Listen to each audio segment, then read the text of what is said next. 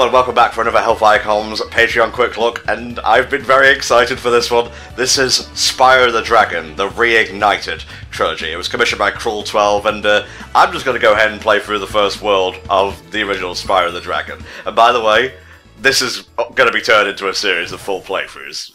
No ifs, ands, or buts. So I'm taking a guess from how you're speaking of it that you yourself are a fan of the Purple Dragon. Yes! Sorry? Okay, yes. well, you know, that's an answer. That Yeah. is an answer indeed. I played the shit out of the originals on the PS1, 100% of them all. Enter the Dragonfly sucks shit. Thankfully, that has not been remastered.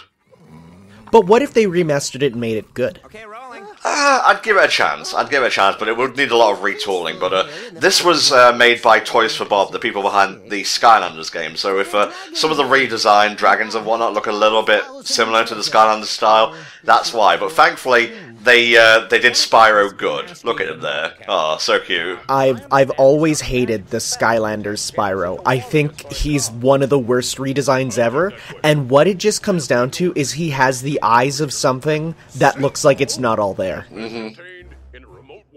They give Nasty Norg so much personality in this, because in the original, he's just like standing in his base, but here he's in his like actual safe space. Yeah, no, there's definitely this is one of, if in my opinions, the better remakes ever.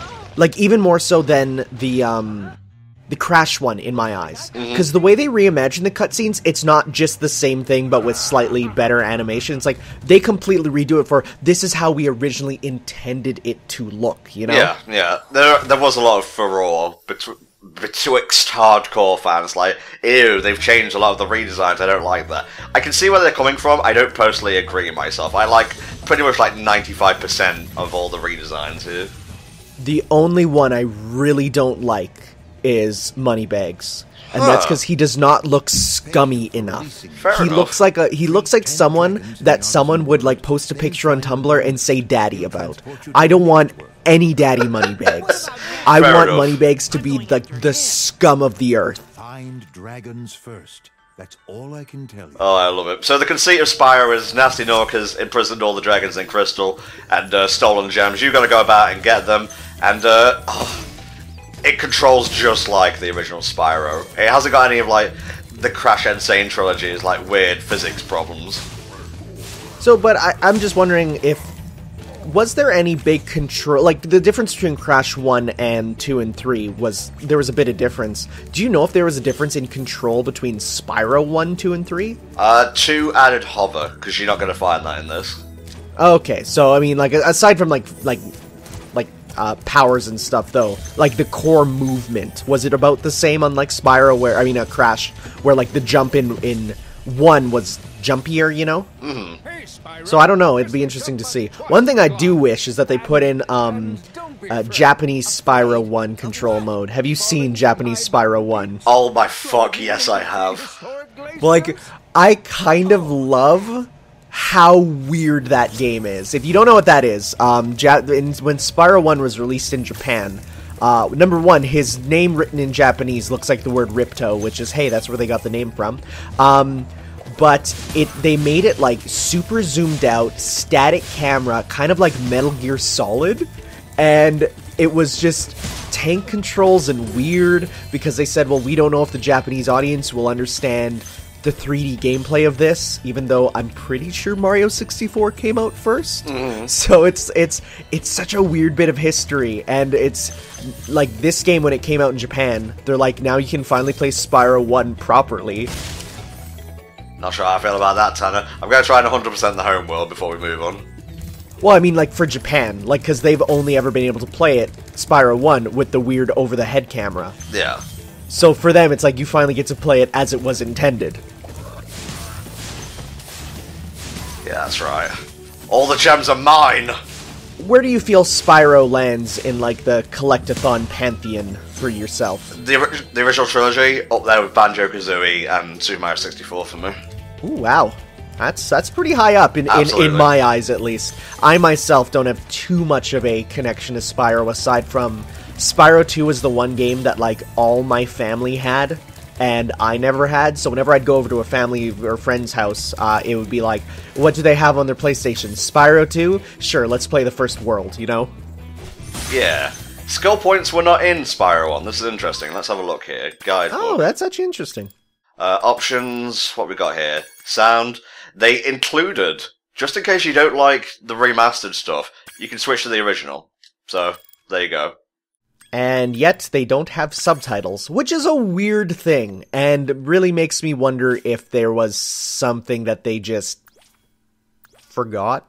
Interesting. It actually tells you how to achieve these skill points, so, yeah, maybe I will try, I'll try to do these, I suppose. Probably some trophies tied to them, I'm sure. Oh, hell yeah.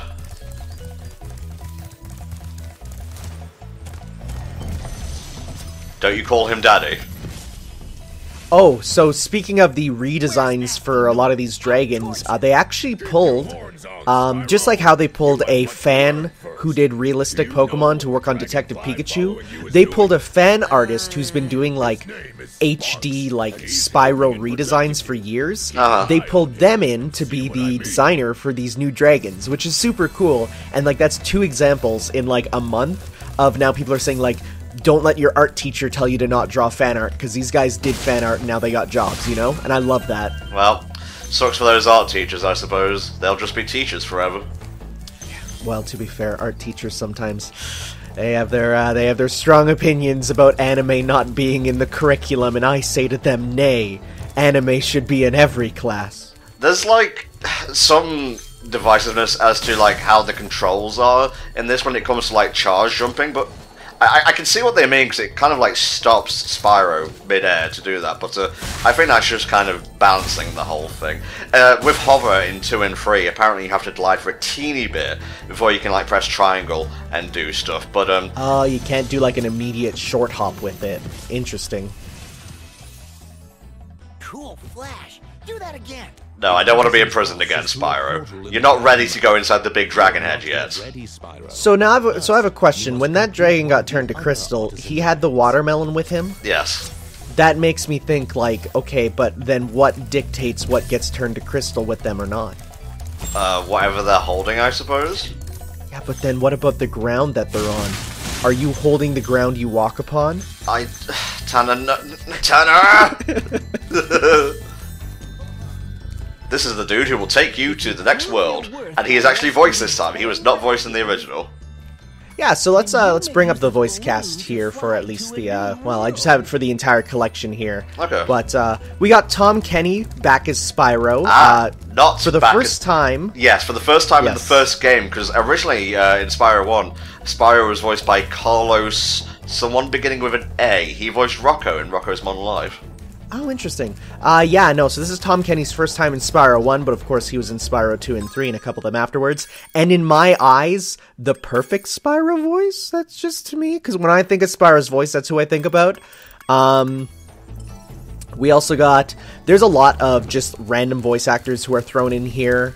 Some of them that you might know are like Max Mittelman, he's a big anime voice actor, Edward Bosco, Travis Willingham is like a bunch of them, Yeah. Matthew Mercer. They got a lot of people in here, and one that really got me, because I was watching my friends stream this game, and they rescued a dragon called Xander, and he was voiced by Xander Mobus, the Smash announcer. Ah, beautiful. Alright, town square time, baby. Alright, so when you say the first world, do you mean the first level or the first entire, like? I'm talking about the artisans, baby. Hey, sounds good. Yeah. And when it comes to the actual playthroughs even, we will probably do like a world per video. Alright, sounds good. And as someone who knows these worlds, I'm sure, like the back of your hand, this shouldn't take too long, honestly. Not particularly, no.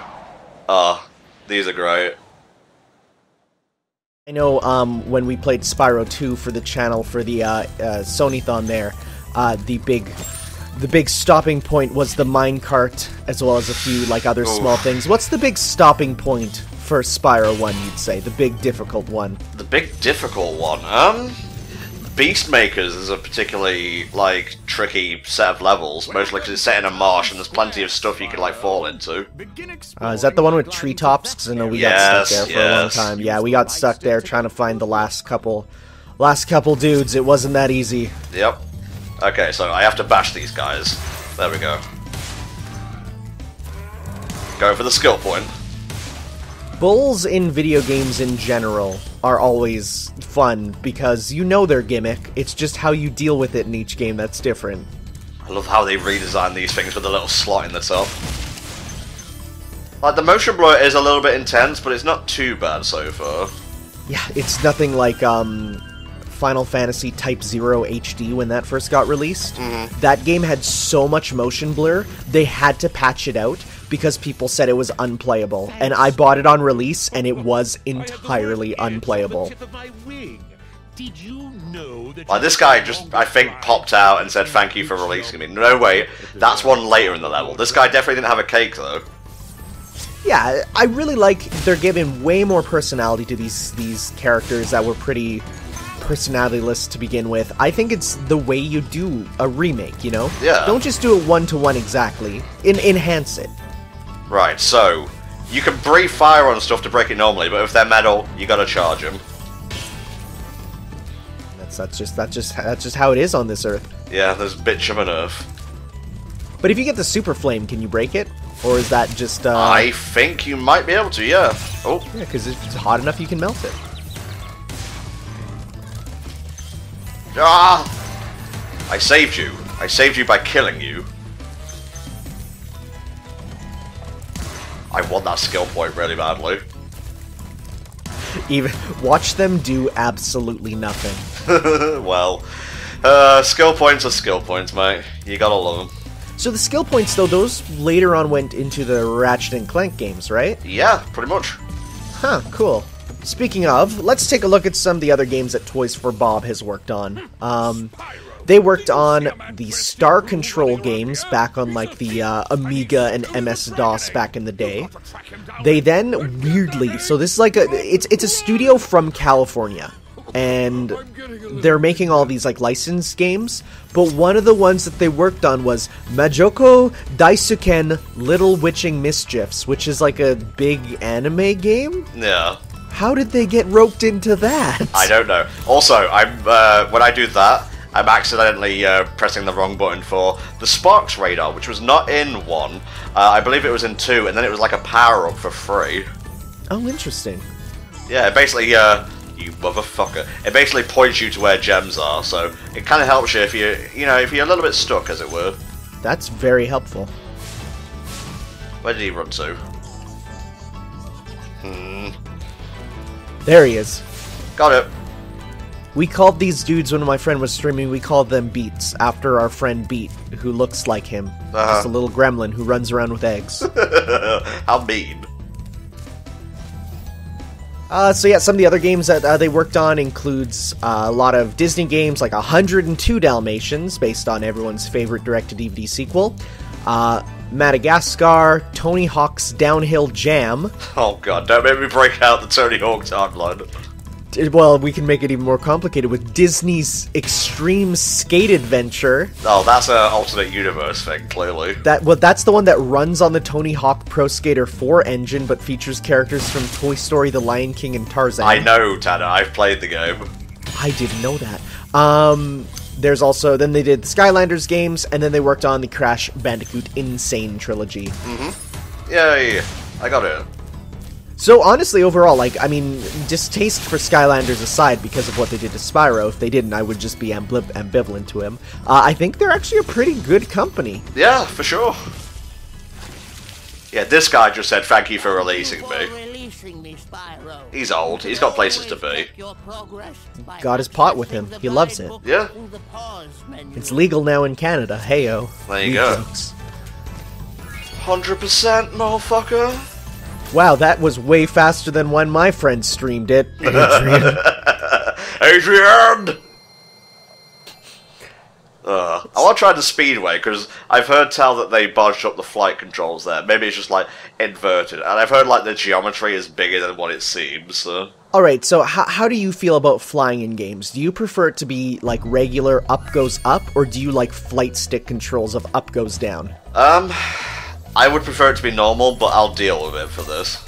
See, because when I'm flying, I need it to be the inverted, because when I'm flying, I think of it like an airplane stick. You know, you pull down to go up, and like, you know, thinking about it like a real airplane. But I guess I'm in the weird minority for that. Yeah. Now this you can actually find out from later in the game from a dragon who will tell you to come back to the artisans.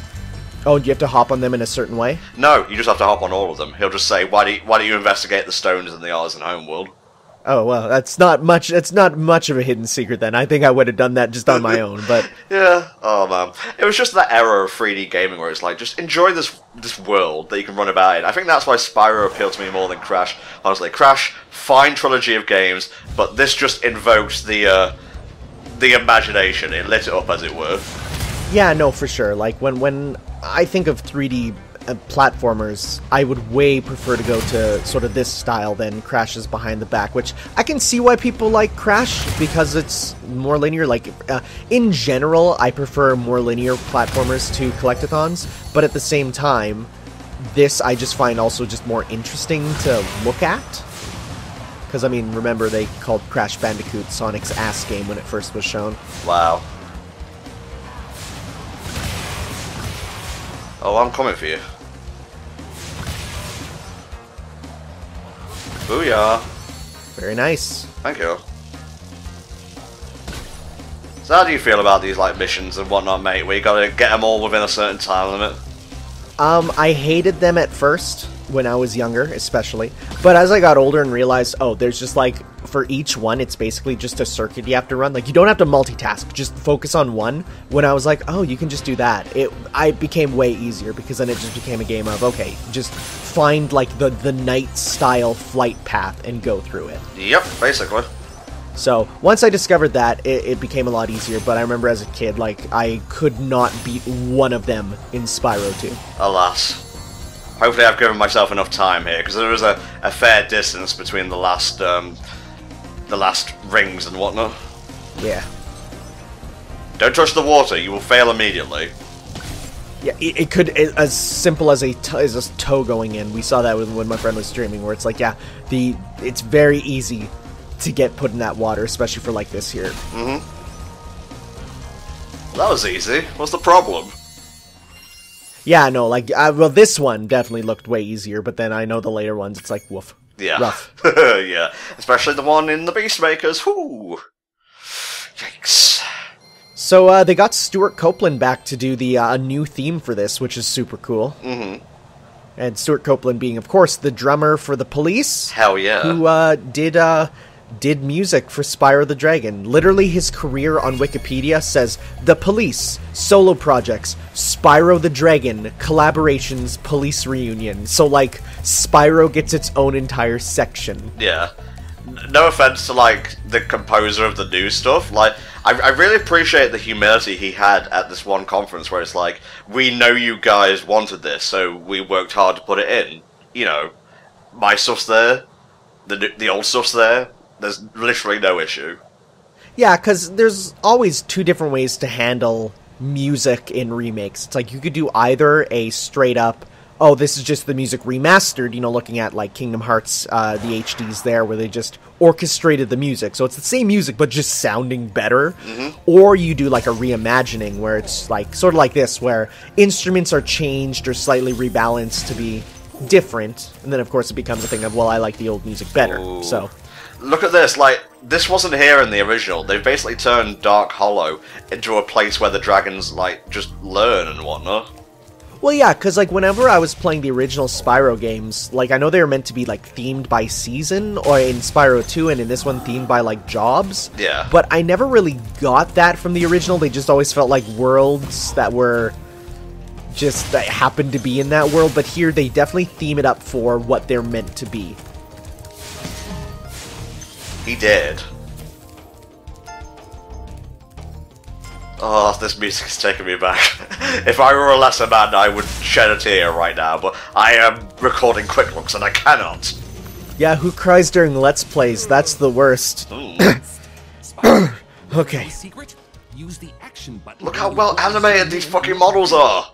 Oh yeah, no, they're really well done. I love this new cartoon style we're able to do with HD graphics, where it just looks so much better than you could do like any time before. Yeah. And, like, see, this guy was obviously in here just chilling and, like, reading some books and whatnot. That's good world building. Environmental storytelling. This truly is the Dark Souls of Spyro. You missed a gem. It's right there. There you go. Thank you, Sparks. And now he's pointing me up there.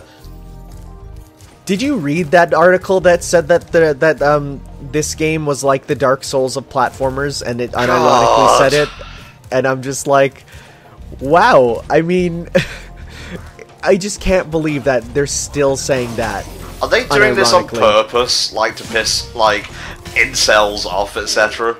I feel like for some people they're doing it on purpose, like you can tell though when it is. Yeah. But this one was done in a way that you're like, no, this was not done at all for, you know, ironically. This was done with someone without any sense of it. Okay. Kind of annoys me, but I'll let that go, because I'm enjoying Spyro here. The motion blur is admittedly getting to me a little bit, but it's not too bad still.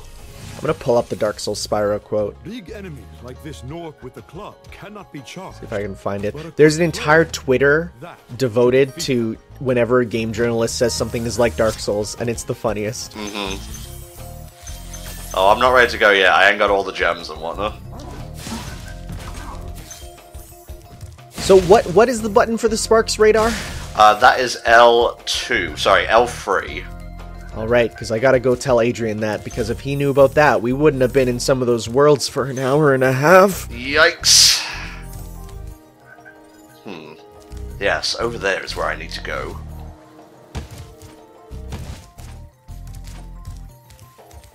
I'm just controlling this as if it were the PS1 game. It's complete muscle memory, which I imagine will dick people over come 2 when, like, the hover is a little bit different. And I understand the frustration there, I do, but to me that's not a deal breaker. We'll see if that sentiment holds true when we get to Spyro 2 in the playthrough. Alright, I got the quote here, Oh, talking God. about one of the game's boss fights. The breakneck shift in difficulty, meanwhile, felt like I'd suddenly been dropped into Dark Souls in the middle of a game of Tiddlywinks. What does that even mean? I guess it's like... I wouldn't say Tiddlywinks is even an easy game. You gotta throw these small plastic discs into a hole. Like, that's actually harder than it sounds. Yeah. Oh, it's you.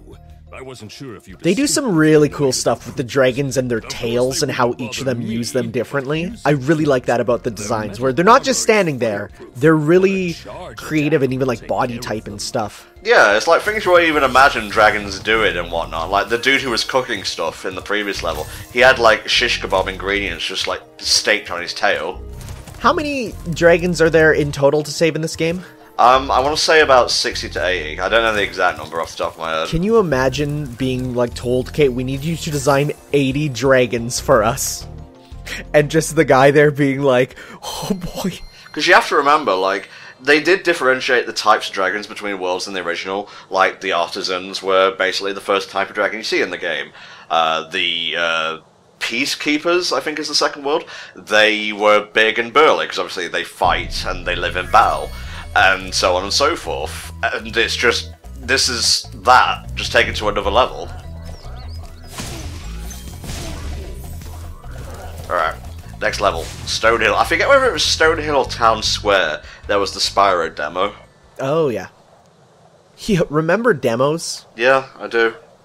It's a shame that games are now so big that a single demo takes up an entire Switch. Well, such is life, Tanner, such is life. So I'm just reading here, you know what's dope? They have the original cheat codes in it still. They so do. you can paint Spyro and he looks even better because it's not just like a shader, like he actually goes entirely that color now. Is that You for can make him Spyro 1, mate? it says here that they work in all of them. Oh shit. Lay 'em on me. Sure, let's see here. So let's go. I gotta pull up Game Facts because it's just showing pictures but it doesn't say the codes. What color do you want? Pick one for me. Let's go with red. Okay. Okay, so up. Is this on a particular screen? It says pause the game Okay. and press up, left, down, right, Uh-huh. up, square, R1, R2, L1, L2, up, right, down, left, up, circle. Yay! Ooh, the texturing on that is nice. Right? Like, it looks way better than the, just the old one, which kind of just put a red shade over the purple. Like, this is a full color change. I just kind of wish the horns was kept yellow, though. Yeah, just to accent it a little bit, that's fine. How do I turn it off exactly?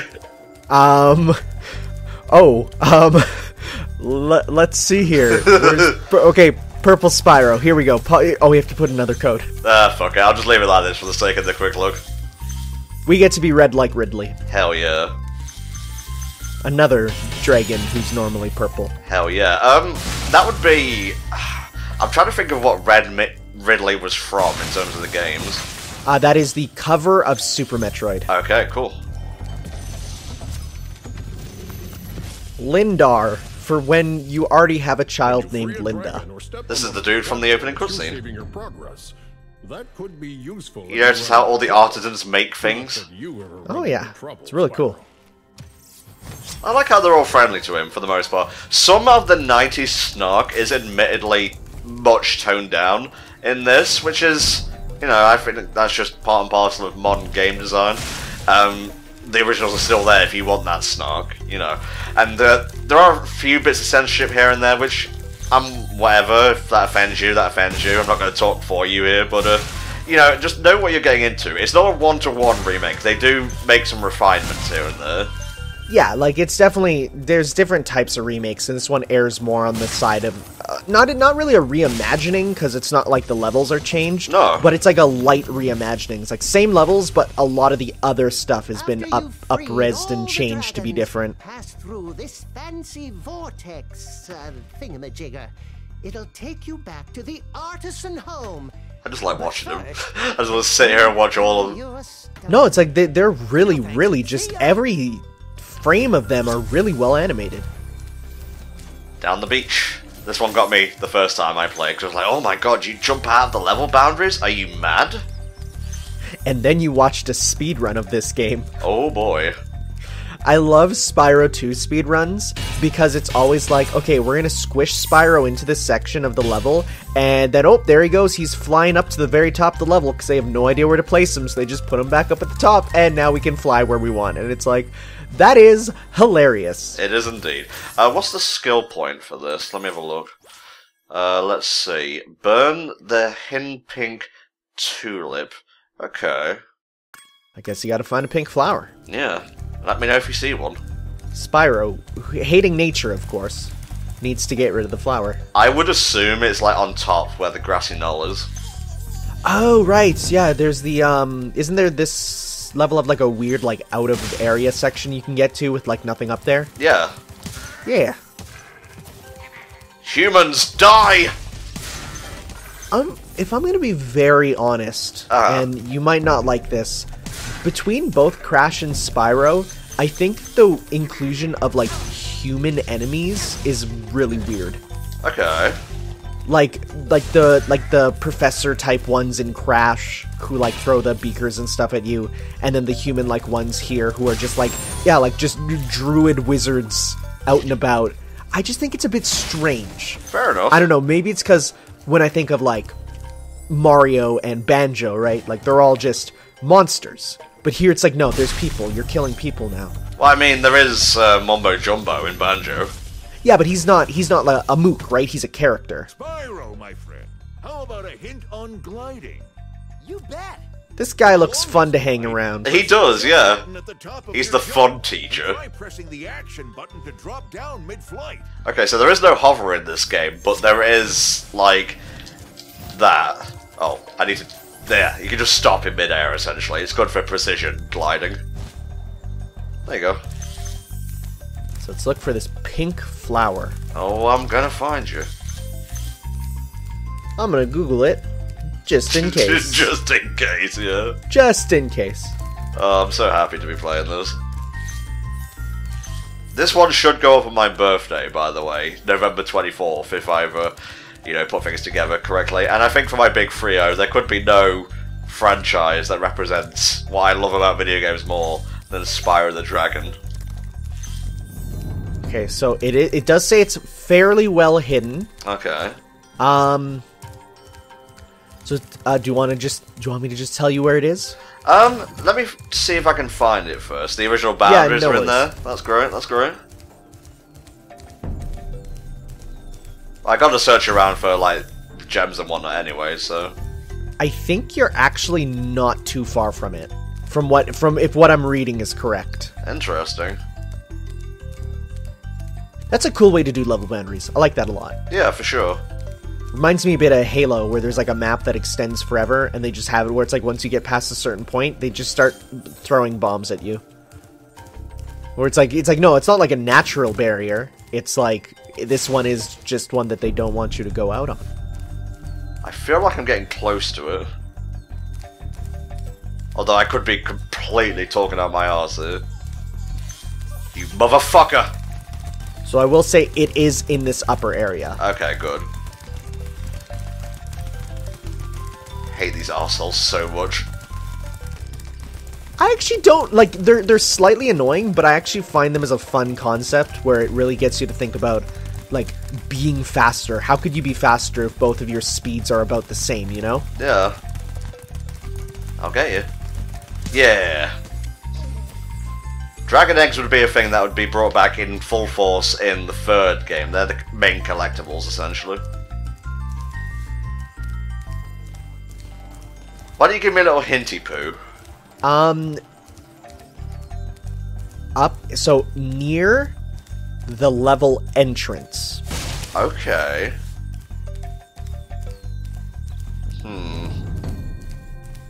Which I don't know where that is. Okay. I just have that information here. Gotcha. We're both as lost as each other, that's fine. Well, no, but you know this level at least. Yeah, well, I know a lot of things that I probably should know better, honestly. Okay, so roundabout over here, I would say. It's also in a bush. I think it's at least visible, though. Okay. Yeah, it's not like it's hidden in the bush. That would be bad game design. It would. Okay, so this is the entrance, so I just gotta look for a bush now. This is interesting. I'm not used to, like, going out of my way to find skill points and whatnot. Hello. Okay, not in a bush, but it says to the right of a bush. So near one, but not exactly in. Okay.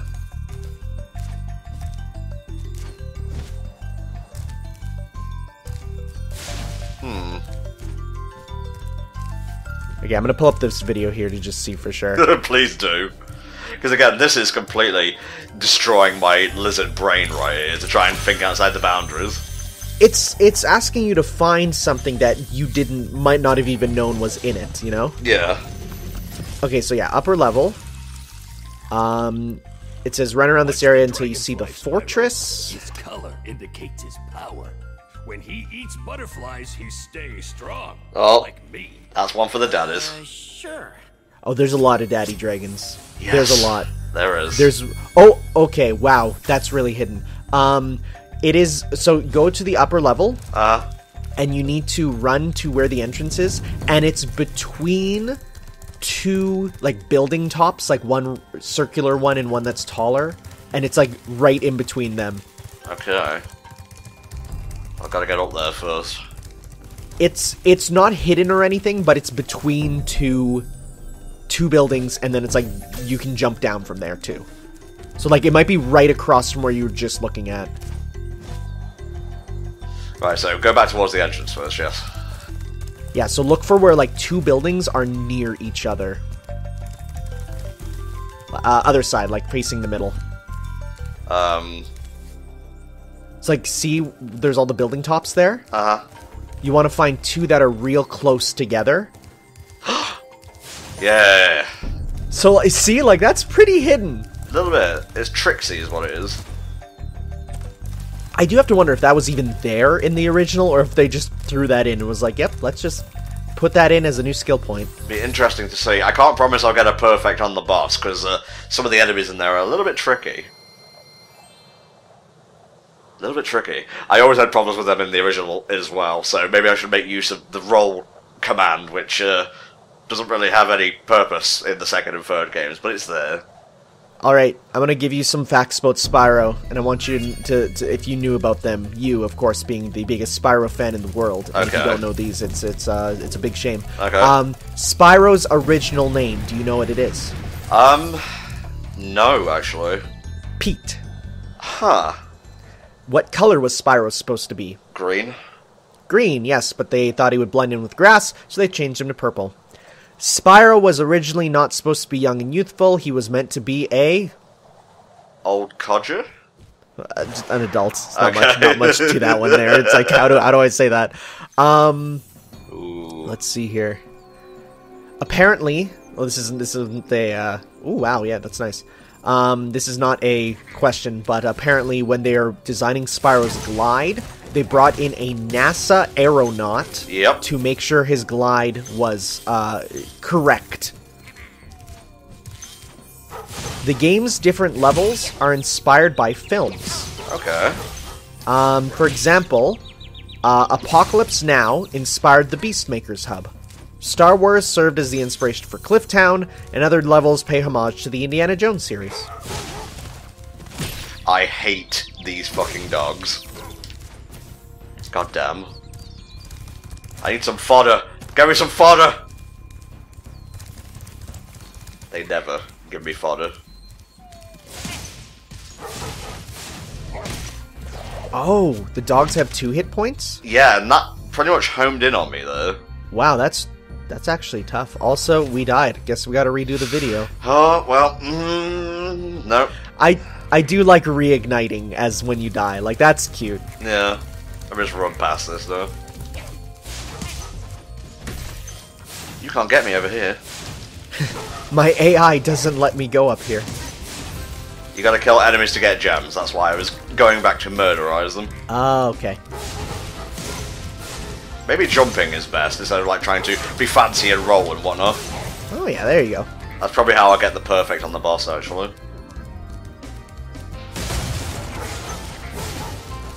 Yeah, there we go. 100% of the time it works, every single time.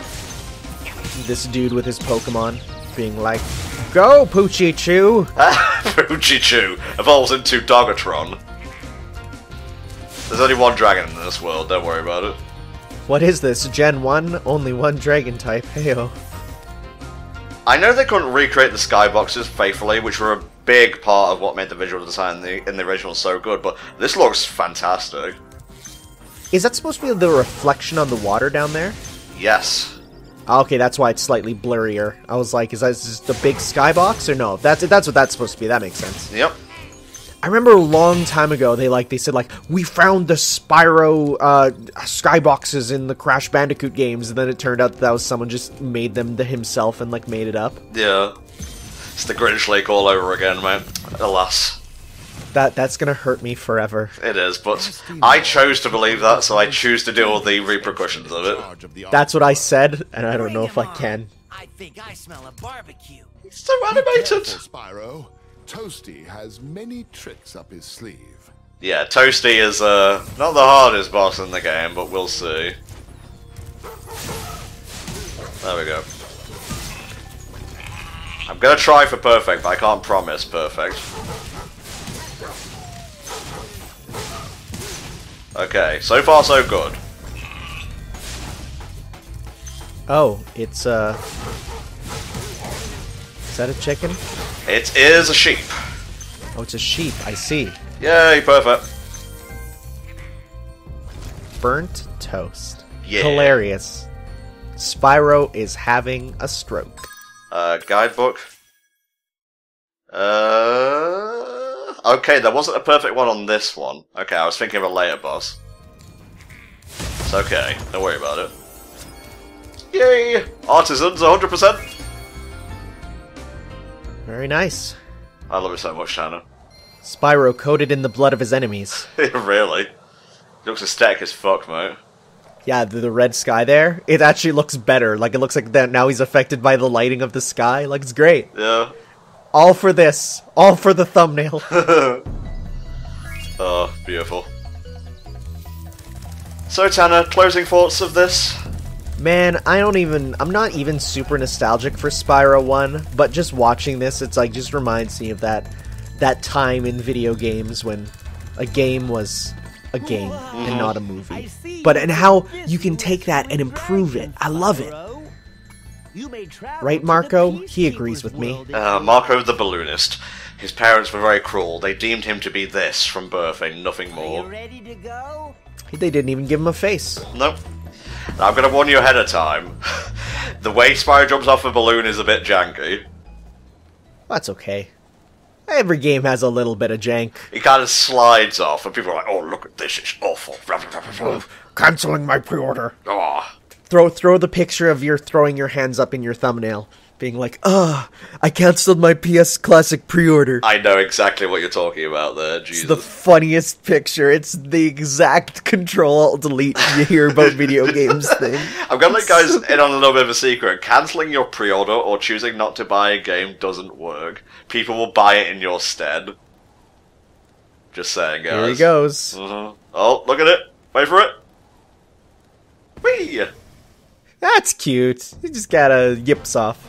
Okay, so we're gonna chill here, and you can bet your sweet bippy that Spyro Reignited will be occurring once again in 2019. Oh, look at him, beautiful. See you then for more of this. And oh yeah, this is a quick look, not a playthrough. So here's all the people currently pledged. Any last words, Tanner? Spyro, more like Byro this game. Winner, winner, winner. Sheep for dinner. Alright guys, see you next time for another Hellfire Comes Quick Look, and see you next year for the continuation of Spyro the Dragon Reignited. Bye for now. Ciao.